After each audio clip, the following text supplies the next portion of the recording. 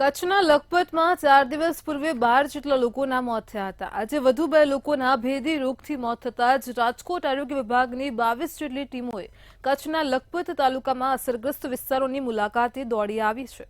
આ ઉપરાંત અસરગ્રસ્ત વિસ્તારોમાં પહોંચેલી આરોગ્ય વિભાગની ટીમોએ સ્વાઇન ફ્લૂ, ડેન્ગ્યુ, મેલેરિયા સહિતના શંકાસ્પદ સિમ્પટોમના સેમ્પલ પણ લીધા છે. કચ્છ વહીવટી તંત્ર અને આરોગ્ય તંત્ર દ્વારા પણ લખપત તાલુકા પંચાયત ખાતે બેઠક બોલાવી હતી, જેમાં પાણી પુરવઠા વિભાગને પાણીના ટાંકાની સાફ સફાઈ મુદ્દે કલેક્ટરે ટકોર કરી છે.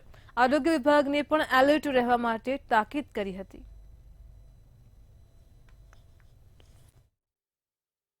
કોઈ જગ્યા પાણીજન્ય રોગ્ય ના ફેલે એના માટે પાણી પુરવઠા સાથે બધા ટાંકાની ક્લિનિંગ, વોટર સોર્સમાં બ્લીચિંગ, એની પણ એક ઝુંબેશનું આયોજન કરવામાં આવ્યું છે.